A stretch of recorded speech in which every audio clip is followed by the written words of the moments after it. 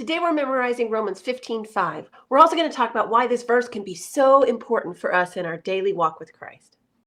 Hi friends, I'm Miss Nancy Ruth. And I'm Mr. Roger. We want to see kids living for Jesus. Romans 15:5.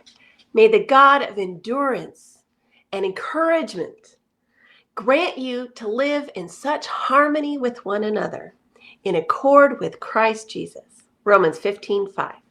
Sometimes life is hard, and Jesus never promised that life would be easy when we trust and believe in Him. Sometimes it gets a little bit harder in some areas. But He promises to always be with us and to encourage us and to work in our hearts and lives to make us more like Him. And one of the ways He does that is to give us the strength to keep going when things are tough, to encourage us with the hope we have in Christ. And we look at Hebrews 11, which I'll link at the end of this video, of the people who endured the hardship and received the prize at the end. That prize of salvation and life with Christ Jesus forever. So we keep going, and it's not just focusing on our own path.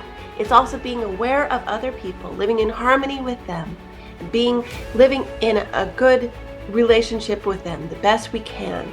Especially those who also believe in Jesus Christ, because they are our brothers and sisters in Christ. And so the Holy Spirit gives us the power to do that, even when it's not easy. Let's encourage one another by saying this verse one more time, and you can leave some encouragement for others who might be struggling down in the comments. Romans 15:5. May the God of endurance and encouragement grant you to live in such harmony with one another, in accord with Christ Jesus. Romans 15:5. Don't forget to subscribe. We post memory verses in 4 translations, key passages, answers to Bible questions, and more. Check out our store and freebies at parentroadmin.com. We love you, friends. See you next time.